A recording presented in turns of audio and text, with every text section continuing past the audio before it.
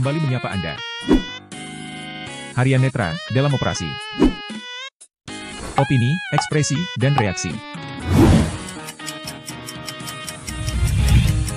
Menampilkan sahabat-sahabat Harian Netra untuk mengemukakan pikiran, atau memberi reaksi tentang semua yang ada di sekitar kita.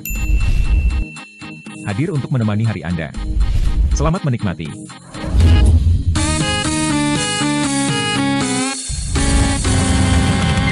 Seandainya Anies berretorika saja bahwa dia harus menunda ini karena memang Kanjuruhan, itu menjadi salah satu hal yang membuat saya sedih, sangat terpukul, sangat begini, sangat begitu. Wah, itu menurut saya oke-oke aja. Silakan aja. Jangan lupa klik subscribe dan nyalakan lonceng notifikasinya agar kita berkenan videonya. Halo semua, kembali bersama Harian Netra. Nah, kali ini kita berada di episode operasi yang ke-17. Nah, teman-teman, di episode kali ini saya ingin mencoba sedikit memberikan opini terhadap apa yang terjadi akhir-akhir ini. Tetapi mungkin yang paling besar peristiwa itu adalah tragedi Kanjuruhan yang juga sudah dibahas di Obat episode 16 kemarin. Nah, tetapi kemudian menurut saya ini sudah selesai dibahas dan saya tidak ingin berpendapat lebih panjang lagi tentang ini karena nanti akan memicu perbedaan yang makin tajam nanti paling tidak di kalangan para pendengar atau penonton. Nah, saya hanya ingin menyoroti sikap seorang tokoh dan apa yang terjadi terhadap kegiatan politik ya negeri Indonesia pada masa-masa ini terkait dengan Kanjuruhan itu. Nah, teman-teman, kita tahu pada tanggal 1 Oktober terjadi tragedi Kanjuruhan yang menelan 150 ya, data terakhir 125 ya. Saya tidak tahu update yang berikutnya. Tetapi ratusan korban jiwa dan itu belum ditambah lagi dengan korban-korban luka yang tentu sangat banyak sekali. Nah, terhadap tragedi ini tentu kita berduka ya teman-teman. Rakyat Indonesia berduka, bukan hanya dunia sepak bola, bukan hanya PSSI, bukan hanya liga, bukan hanya hal-hal atau pencinta sepak bola, bukan hanya pencinta olahraga, tetapi seluruh rakyat Indonesia. Karena apa? Karena yang korban itu adalah rakyat Indonesia. Jadi ini adalah tragedi yang menimpa masyarakat Indonesia. Kita nggak usah lagi bicara tentang apa penyebabnya, siapa yang salah.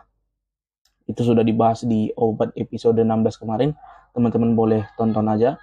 Nah, kita hanya ingin menyoroti bahwa faktanya ada orang atau ada pihak di negeri kita tercinta ini yang seakan-akan tidak berduka dengan peristiwa itu. Saya bilang seakan-akan ya, karena tentu aslinya saya tidak tahu. Tetapi paling tidak tampilannya di publik adalah kondisi yang tidak berduka itu. Itu tampilannya di publik. Nah, siapakah mereka? Mereka adalah Partai Nasional Demokrat atau Nasdem yang mencalonkan Anies Baswedan, dan termasuk juga Aniesnya berarti ya. Anies Baswedan sebagai calon presiden 2024. Teman-teman, Anies ini menurut saya adalah salah satu figur yang selama ini kerap membuat pencitraan. Saya bukan bilang pencitraan itu baik buruknya ya, tapi lebih kepada keseringannya itulah membuat untuk mencitrakan sesuatu seakan-akan memang itu menjadi sangat dramatik ya, apapun itu gitu. Tetapi hari ini atau saat ini dia berubah sejak namanya digadang-gadang menjadi capres. Saya bilang dia berubah ya, karena memang pada kenyataan dia memang model-model orang yang seperti itu. Mencitrakan setiap hal yang dia lakukan, setiap kondisi yang ada, seakan-akan menjadi lebih dramatik. Ya, membangun emosi publik, itu biasanya sikap Anies seperti itu. Ya kita nggak bilang itu buruk, baik itu terserah teman-teman menilai. Tetapi itu biasanya seperti itu. Tetapi kemudian pola ini berubah sejak dia digadang-gadang menjadi capres. Gitu ya. Nah, teman-teman, terjadilah tragedi Kanjuruhan di tanggal 1 Oktober 2022 dan pencapresan pencapresan Anies oleh Nasdem itu terjadi pada tanggal 3 Oktober 2022. Apa yang mau saya bilang dari tanggal ini?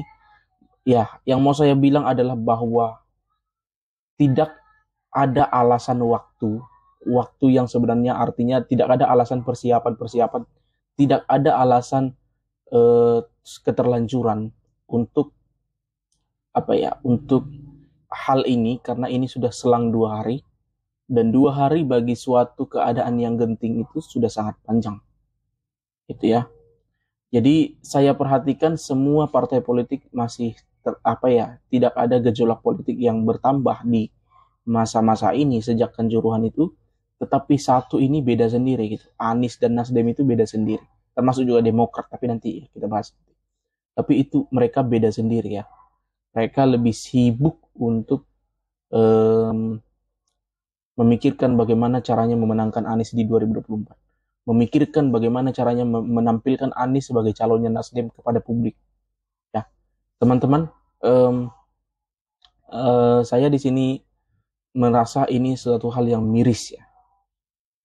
Mirisnya kenapa? Karena ternyata masih ada orang di negeri ini, apalagi yang mau menjadikan diri sebagai calon presiden, masih ada orang seperti itu yang lebih mementingkan kepentingan pribadi daripada kepentingan bersama. Saya tidak bilang ini kepentingan yang pribadi total ya. Kalau ada misalnya contoh, kalau misalnya ada 2 kepentingan saya dan kepentingan pribadi dia, tentu dia wajar untuk mementingkan kepentingan pribadi dia. Ya. Tapi kalau ini kan kondisinya beda ya. Pada kondisi ini kan kepentingan pribadinya itu dihadapkan kepada kepentingan umum dalam lingkup negara. Ya, seperti yang saya bilang ya dari awal, tragedi ini kan bukan tragedi sepak bola lagi. Ya, tragedinya tragedi sepak bola, tetapi memukul duka itu bukan hanya untuk sepak bolanya, tetapi untuk masyarakat Indonesia, karena ya ratusan orang itu juga rakyat Indonesia gitu. Nah, itu yang tidak mempengaruhi, seakan-akan tidak mempengaruhi pencapresan Anies itu. Nah, teman-teman, bukan apa-apa ya, saya mau jelaskan juga bahwa ini bukan sikap politik. Ini bukan sikap politik. Sekali lagi, ini hanya sikap saya yang resah dengan kondisi politik. Jadi, kalau ada nanti yang menyimpulkan bahwa saya tidak suka Anies, silakan saja. Saya juga ya memang benar tidak suka, tetapi yang saya sampaikan di sini bukan soal itunya. Gitu. Itu biarlah menjadi sikap pribadi setiap warga negara, beda-beda tentu. Tapi saya mau menyampaikan apa yang nyata dilihat oleh semua orang dan apa yang tidak terbantahkan dari sikap mereka itu. Yaitu bahwa mereka tetap mengadakan gini ya teman-teman, kalau kita perbandingkan ya, pengumuman capres itu adalah suatu sikap. Kalau misalnya kita golongkan nih, ada suasana sedih, ada suasana bahagia. Tentu nuansa pengumuman capres itu adalah nuansa bahagia gitu. Ya tentu bahagia, artinya Nasdem berbahagia karena sudah mendapatkan calon presiden yang akan diusung, dan Anies tentu sangat berbahagia karena diusung sebagai capres. Nah, di mana mereka itu menunjukkan, menampilkan kepada publik kebahagiaan mereka itu di tengah duka. Ya, bayangkan ya, 2 hari setelah peristiwa ini gitu. Dan mereka beralasan bahwa itu memang sudah menjadi agenda. Saya rasa Presiden Jokowi sekalipun masih menyempatkan untuk mengucapkan duka, masih menyempatkan untuk memerintahkan untuk membentuk tim investigasi khusus, bahkan masih menyempatkan untuk mengunjungi Kanjuruhan, mengunjungi rumah sakit di tengah agenda presiden yang padat. Ini udah sekelas presiden loh. Ini masih calon presiden. Gitu ya. Ini masih calon presiden udah bersikap gini ya. Kita menilai calon pemimpin itu kan dari sikapnya, bukan dari perbuatannya. Kalau dari perbuatannya siapa juga bisa lakukan. Contoh, ketika kemudian misalnya pada hari Kamis kemarin malam itu menjadi senjata sekarang, bahwa Anies itu mengunjungi korban banjir, mengunjungi ibu-ibu yang menjadi korban banjir segala macam.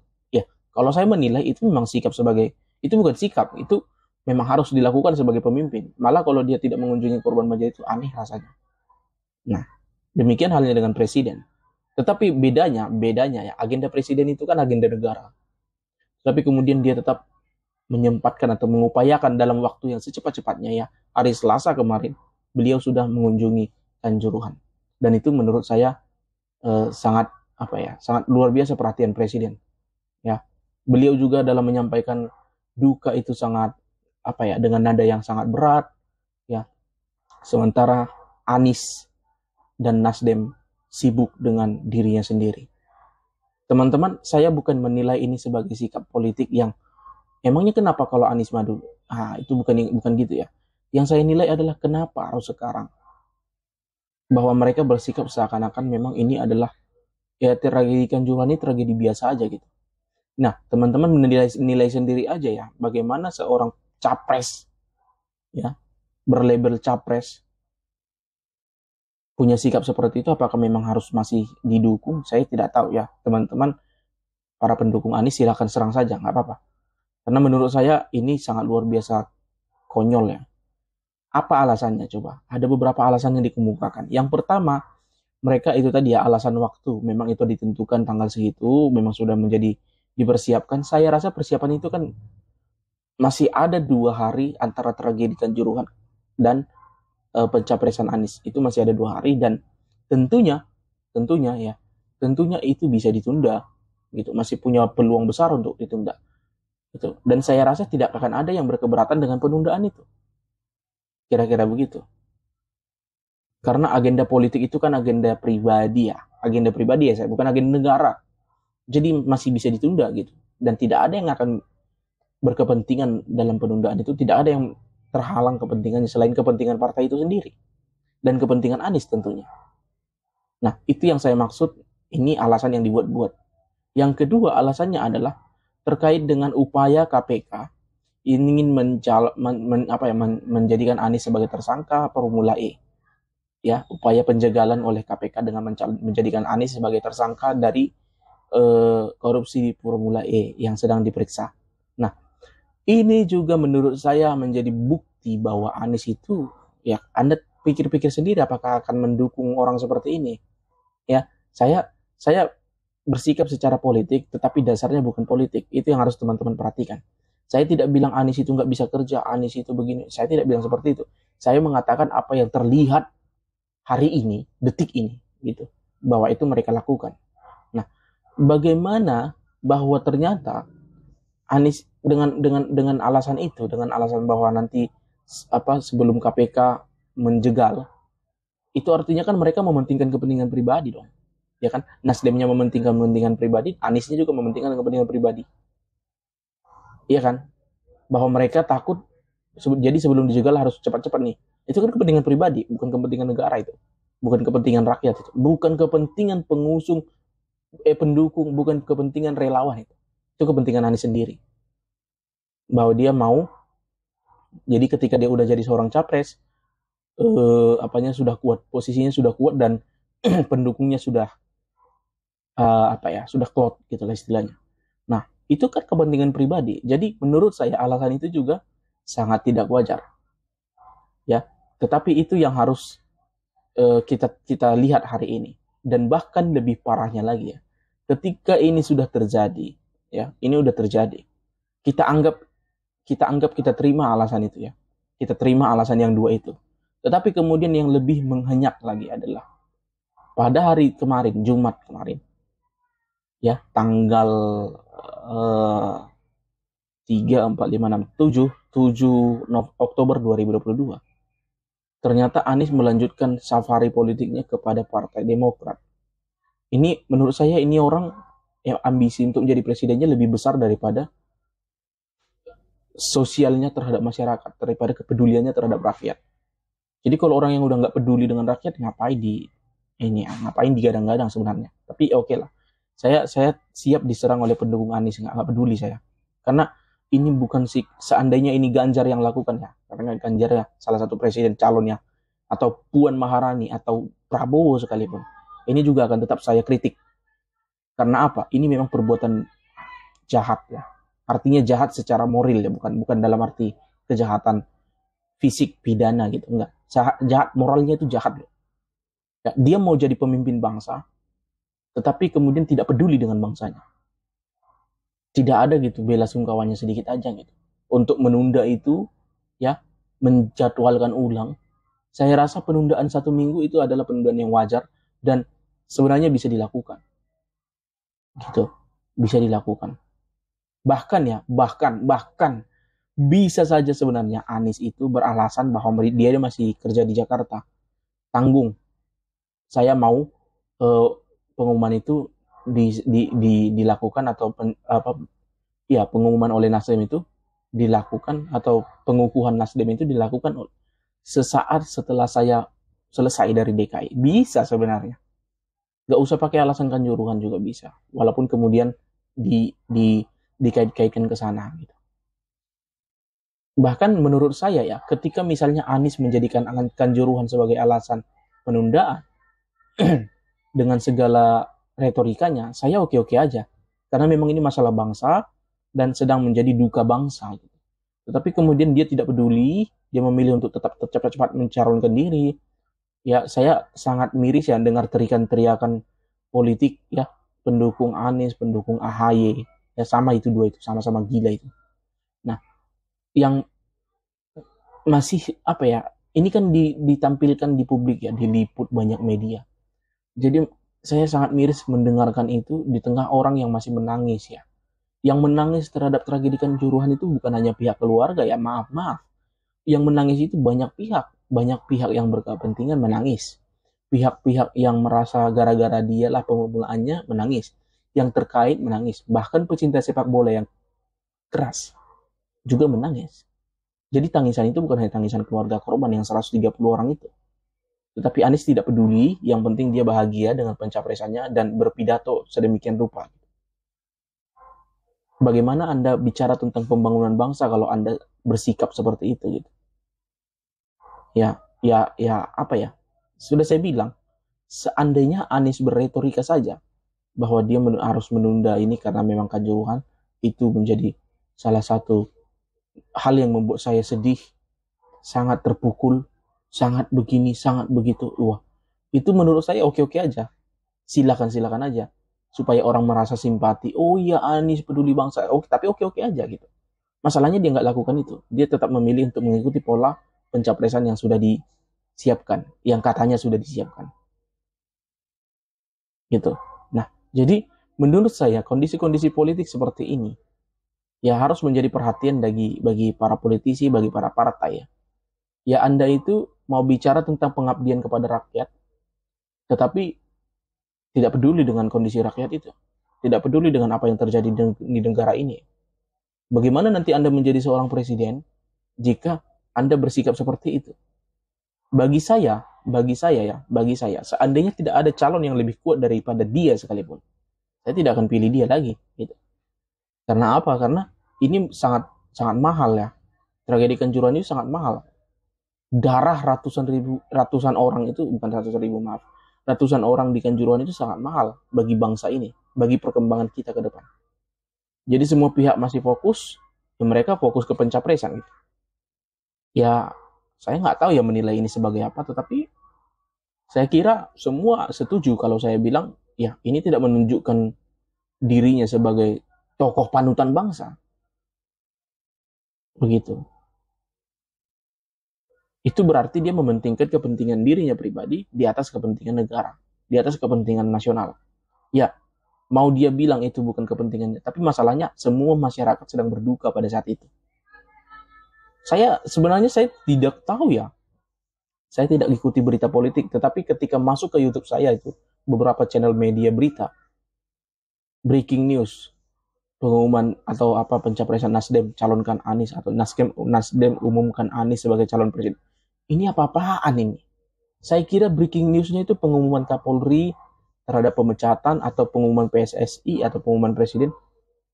Pengumuman capresnya Nasdem. Ini apa-apaan? Tanggal 3 loh. 2 hari setelah Kanjuruhan, saya menerima notif YouTube dari channel-channel berita. Breaking news. Nasdem umumkan Anies jadi presiden. Ini apa-apaan? Breaking news-nya seperti itu. Breaking news-nya bukan justru apa ya, yang berhubungan dengan Kanjuruhan. Itu miris menurut saya. Saya tidak menyalahkan media, saya menyalahkan Anies. Kalau dia tidak bersikap seperti itu, media tidak akan menyoroti itu. Maaf, saya memang harus menyalahkan dia. Apapun alasannya. Wah, walaupun kemudian di dalam acara itu agak disentuh-sentuh ya. Kita hening cipta sejenak. Kita sangat prihatin. Prihatin aja nggak cukup dengan kata-kata. Kalau ngomong prihatin, seandainya ada kucing di rumah saya yang bisa bicara, dia juga bisa bilang prihatin. Prihatin itu harusnya ditunjukkan dengan sikap. Gitu. Kita aja yang tidak terkait dengan langsung ya, Harian Netra beberapa hari ini, rencana mau post lagu-lagu yang sifatnya girang, kita batalkan. Walaupun subscriber kita itu nggak seberapa. Lah ini Anies ditonton oleh ribuan orang, ditonton oleh jutaan orang, masuk ke banyak media, memposisikan diri sebagai capresnya Nasdem, mengumumkan ke publik oleh Nasdem bahwa dia ada calon presiden yang katanya niatnya membangun bangsa di tengah tragedi Kanjuruhan yang masih menjadi duka bangsa. Ini nalarnya dipakai atau tidak? Ini yang harus kita soroti. Jadi menurut saya, marilah kepada para politisi, kepada para partai, tolonglah kalau ada isu-isu yang menyangkut sesama lingkungan politik, silahkan diabaikan. Oke, nggak ada masalah. Tetapi ketika isu itu menyangkut masyarakat secara umum, harusnya menjadi perhatian. Anda kan mau melamar jadi pelayan rakyat. Presiden itu kan pelayan rakyat. Bagaimana Anda mau melamar sebagai pelayan rakyat sementara rakyat yang Anda ingin layani itu tidak Anda pedulikan nasibnya. Tidak Anda pedulikan isu-isu yang beredar di sana. Tidak Anda pedulikan gitu. Saya tidak mau minta Anies itu biarnya datang ke Kanjuruhan terus dia menyebar bantuan segala macam. Tidak, dengan sikap saja. Sikap seorang calon pemimpin. Ternyata itu tidak ditunjukkan. Lalu nilai apa lagi yang bisa kita tarik dari Anies itu? Kalau nilai dasarnya aja sudah lemah gitu. Jadi saya mau bilang gini ya, saya khawatir kalau orang ini jadi presiden itu jujur. Tetapi saya tidak akan sampaikan itu dalam artian memposisikan sebagai ajakan ya. Saya hanya mau bilang teman-teman coba semua yang mendengarkan ini, coba pertimbangkan lagi deh. Kalau memang sempat ada dukungan terhadap Anies, pertimbangkan lagi deh dengan kondisi ini. Apapun alasannya, tragedi Kanjuruhan diindahkan. Itu sudah menjadi masalah. Saya rasa ketika wartawan menanyakan kepada Presiden menjawab dengan sangat baik. Dan memang itulah masalahnya sekarang. Saat wartawan menanyakan bahwa bagaimana tanggapan terhadap pencapresan Anies oleh Nasdem, saya tidak mau berkomentar. Karena sekarang kondisinya kita masih sedang berduka. Ini yang sebenarnya. Ini yang seharusnya. Oke, katakanlah Anies itu memang orang yang belum menjadi presiden. Tetapi dia kan itu gubernur, yaitu pemerintah gitu loh. Masa tidak ada sentuhan-sentuhan emosionalnya tidak ada gitu. Tapi ya itu terjadi gitu, itu dilakukan. Dia tidak ikut berduka dengan bangsa ini. Dia hanya cukup prihatin. Prihatin aja loh. Ya, miris sekali. Prihatin aja loh. Kelasnya hanya prihatin. Kalau prihatin ini kan artinya prihatin itu ya bisa didefinisikan, bisa prihatin itu berbentuk kekhawatiran. Ya, intinya perhatian berbentuk kekhawatiran. Apa sih yang dikhawatirkan? Atau bisa juga bentuk penyesalan. Berarti itu ya gambaran Anies ya. Prihatin dengan tragedi Kanjuruhan. Dia tidak ikut menjadikan itu sebagai duka di dalam dirinya, itu tidak ikut. Ya, saya sekali lagi terserah aja ya. Tetapi saya mau bilang bahwa Anda ini kan mau melamar jadi pelayan rakyat. Kalau Anda tidak mengerti kesulitan rakyat, kalau Anda tidak mau masuk ke dalam alam pikiran rakyat, nggak usah maju deh. Buang-buang uang rakyat aja itu. Karena nanti nama Anda harus dicantumkan dalam surat suara dan menurut saya buang-buang uang rakyat. Jadi teman-teman, sekali lagi ini bukan sikap politik, ini hanya opini berbasis ekspresi. Kita kan ada program operasi, jadi saya mau coba ekspresikan ini dan mudah-mudahan tidak menjadi bumerang politik bagi teman-teman. Ya kalau memang punya argumentasi yang kuat, ya sekali lagi saya mau bilang ini bukan sikap politik, ini hanya keresahan.